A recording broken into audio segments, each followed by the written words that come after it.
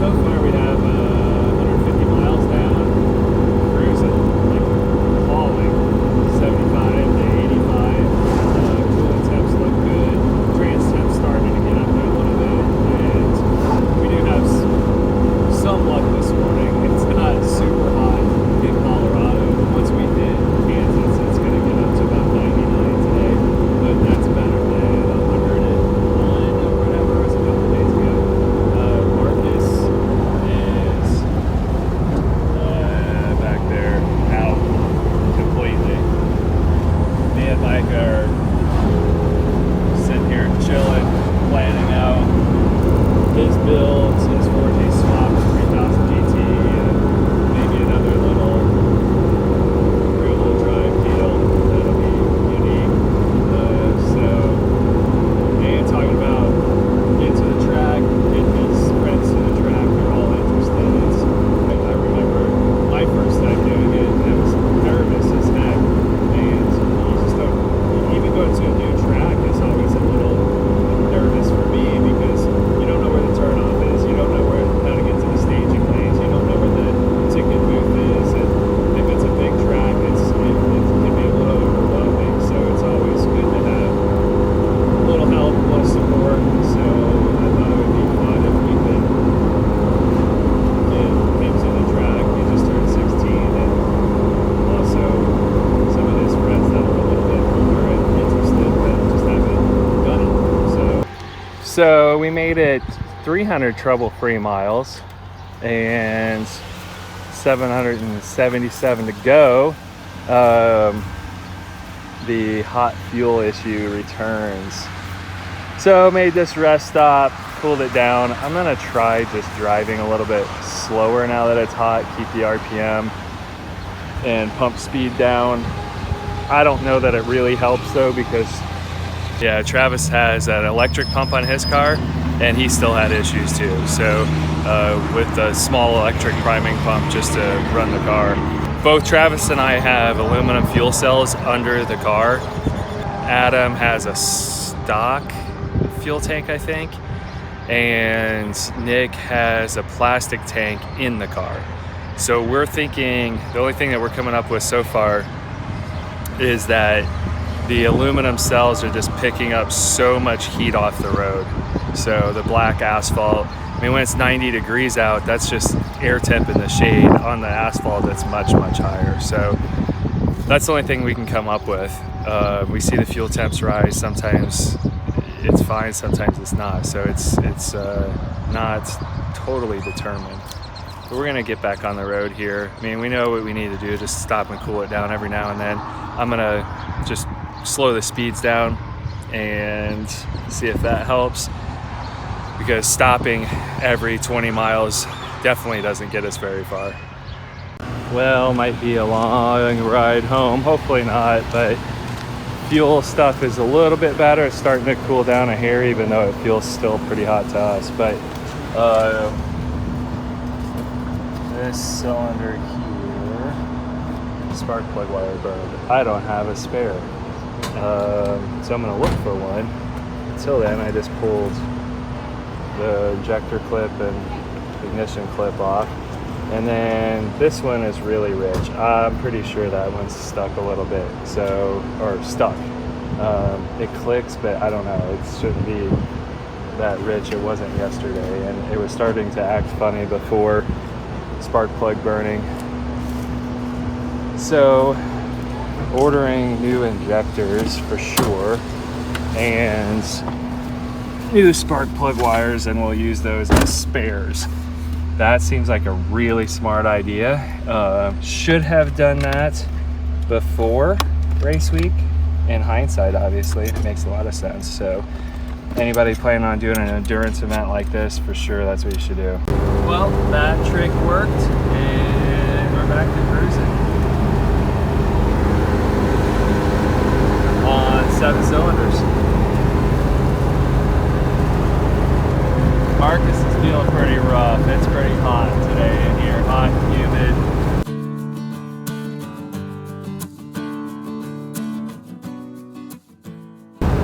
So, but luckily it's gonna cool off soon. fine this morning, but it's just been a long week for him too. Mike is ready for a shower. 35 bucks later, and trip to O'Reilly's. I have a spare bunch of them. This is the shortest one. I just bought so the ends of these spark coils are like a distributor end, HEI. So it makes it pretty universal for finding what you need in a pinch. Actually, that's what I had gotten to replace one that I had made before coming here. And I noticed it has a little burn mark in it. So we're gonna replace the one that I took off with this one, and then the second shortest one I'll put on the other side. And we'll be back in business with 8 cylinders instead of 7, sounding like a Subaru. Well, the saga continues. Although the spark plug wire did need to be replaced, did not fix it. So, been able to determine there's 2 stock injectors, number 1 and number 5. So, but it actually drives okay right at my cruising speed. So that's a nice stroke of luck. They must be stuck partially open, and as long as I'm not idling, where it's like super rich and wants to fall on its face, then it cleans out pretty good and able to just cruise like there's no issue. So, but then as soon as we idle down, then it's rough. But we'll just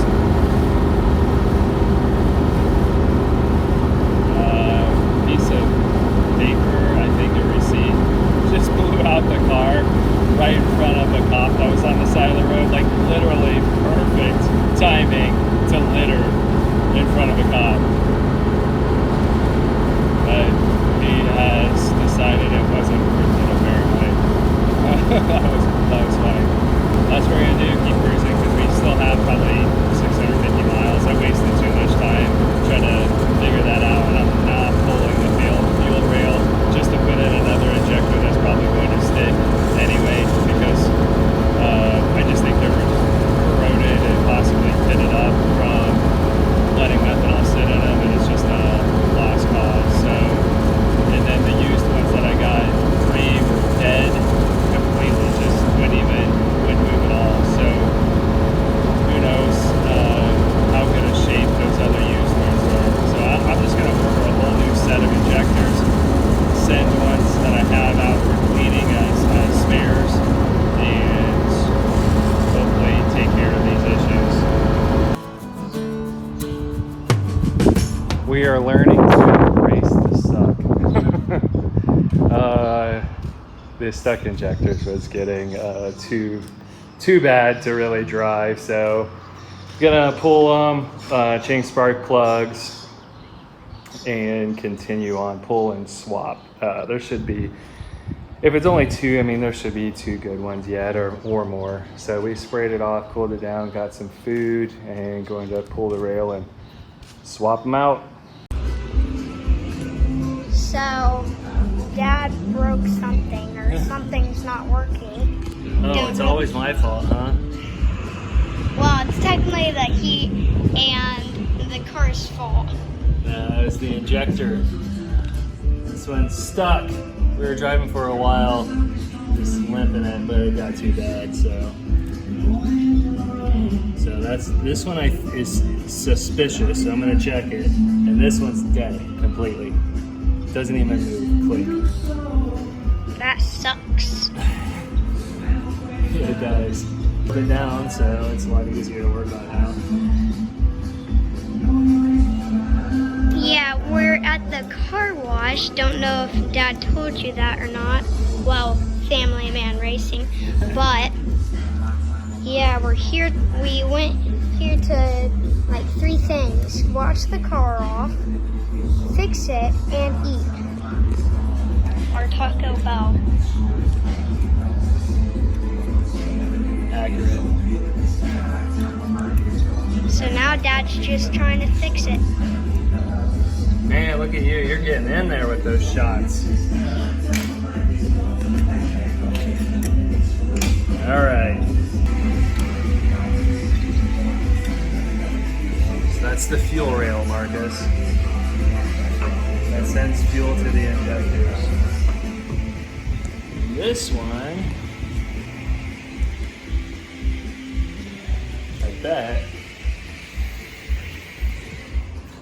you can, it's open. You can push air through it. Is that good or bad? That's bad. They're only supposed to open when, here, I'll show you.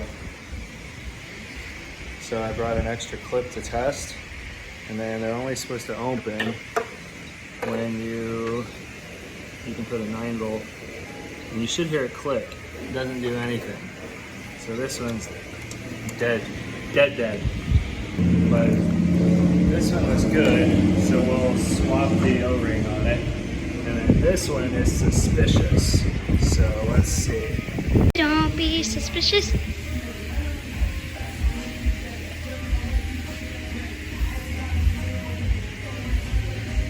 think it's okay. Well, let's check with this.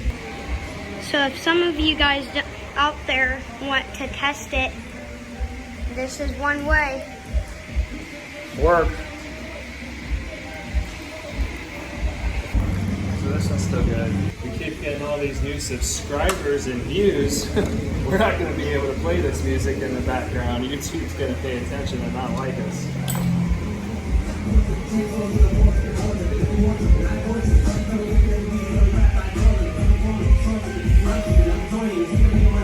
And if you just started watching us, if you're wondering why we have these scars around our neck, it's because one of the ladies that was doing race week with her kids pointed out that you wrap some ice from a cooler in these, put it on the back of your neck, and it is like air conditioning.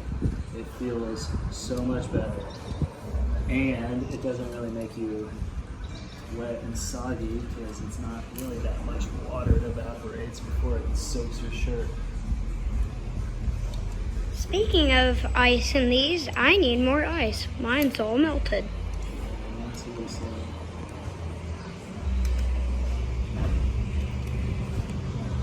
Oh, I wish there was more zoom in on this. I could get way better shots. I'm sure everybody's sick by now. I've seen your shots. They're wobbly. They're getting the perspective of a bouncy 8-year-old though.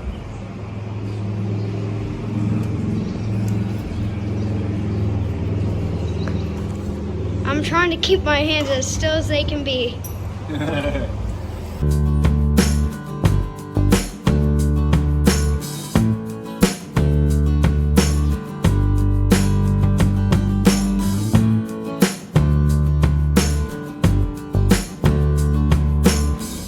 You saw a little wobbly on the video. That's because I was trying to get a good hand position on the phone. Oh, it's okay. Plus your mom edits. Yeah. Some of my bad stuff. Like your ums. She can't edit those out. Ow. I'm trying.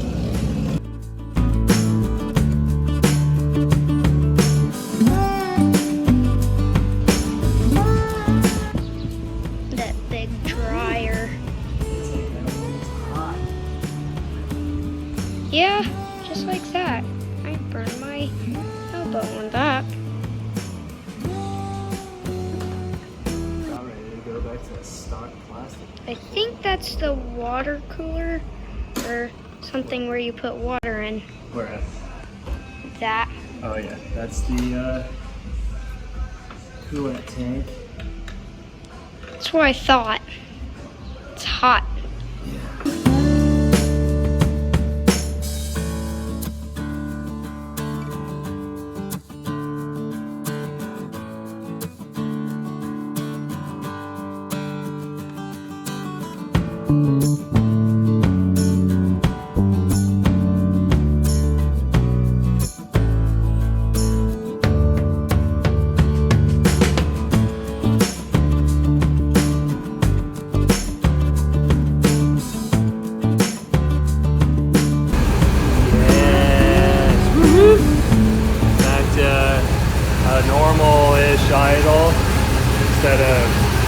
to 1 or 10 to 1.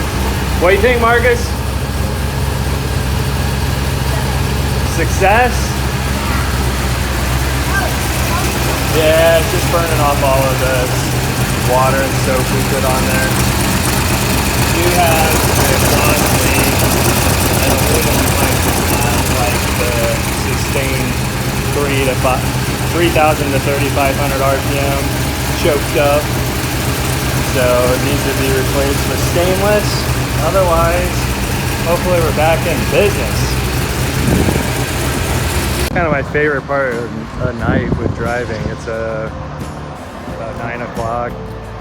Weather looks good. This looks good. You want what? He wants candy. It's a small bag.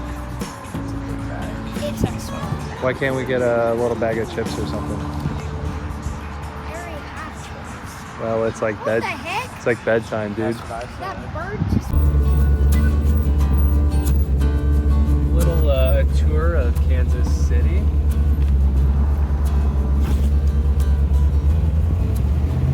We got off the highway or the interstate for fuel, and now we can't get back on because like every Turn right on Kansas Avenue. Then exit turn left on East Truman is Road. blocked, or on ramp, I should say, is blocked. So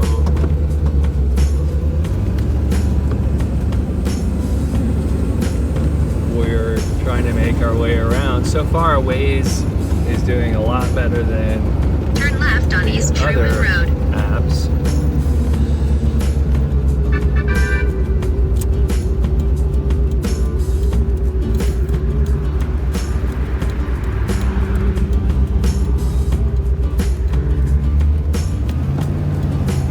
All right, getting somewhere.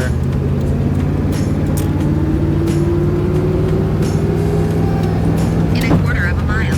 Turn right on Indiana Avenue. Wish it was Indiana. They made it home.